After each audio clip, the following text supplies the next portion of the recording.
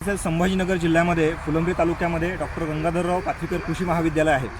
या महाविद्यालयाच्या अंतर्गत जी महाविद्यालय आणि बायर कंपनी यांच्या माध्यमातून आपण शेतकऱ्यांसाठी रिसर्चसाठी एक्सपेरिमेंट म्हणून वेगवेगळे प्लॉट तयार करून त्यांना एक आपण ट्रेनिंग सेंटर असं तयार केलं आहे। याला आपण म्हणू शकतो सेक्टर किंवा buyer learning training centre.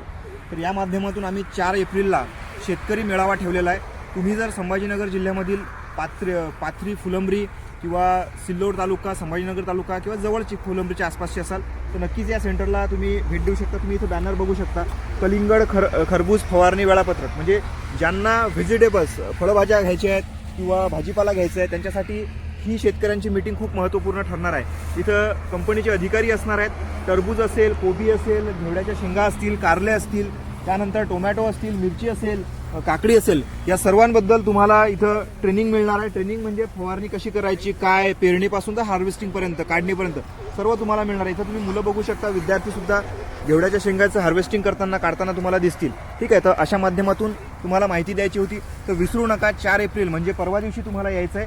Sambhajinagar जिल्ह्यामध्ये फुलंब्री तालुका आणि गाव आहे आपलं पाथरी।